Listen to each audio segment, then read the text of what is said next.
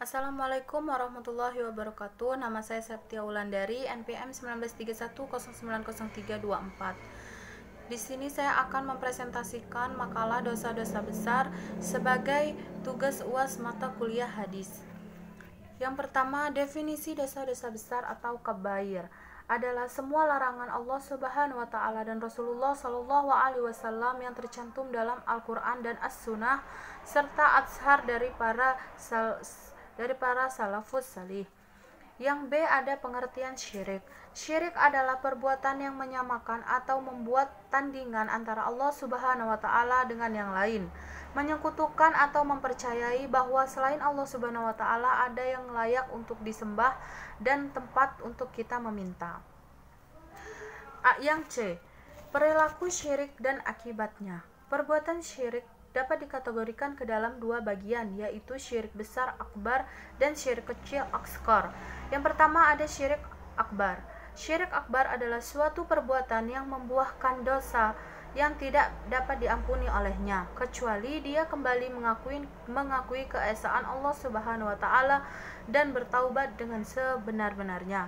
Perbuatan syirik akbar ialah yang pertama, berdoa kepada selain Allah, mencintai dan menyembah selain Allah, taat kepada selain Allah, menyembelih atas nama selain Allah, dan bernazar atas nama selain Allah.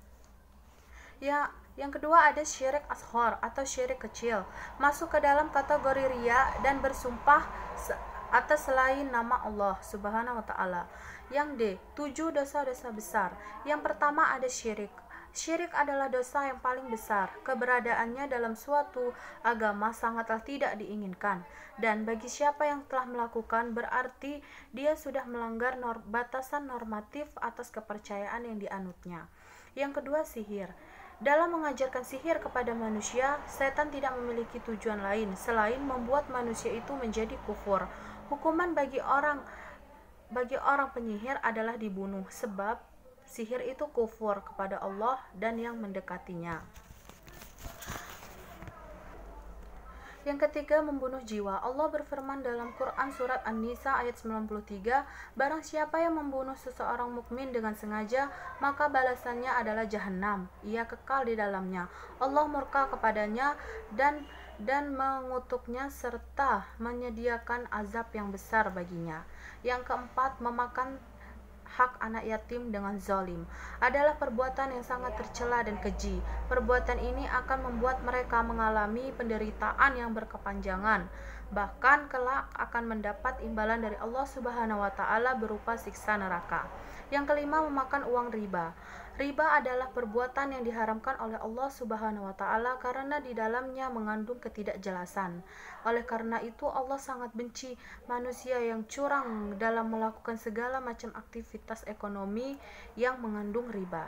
Yang keenam, ada menghardik dan melawan orang tua. Orang tua senantiasa dimuliakan oleh Allah Subhanahu wa taala. Maka dari itu Allah sangat membenci anak yang durhaka kepada orang tuanya. Yang ketujuh, meninggalkan sholat. Imam Malik, Syafi'i, dan Ahmad berpendapat hukuman bagi orang yang meninggalkan sholat adalah dipancung dengan sembilah pedang. Terima kasih. Wassalamualaikum warahmatullahi wabarakatuh.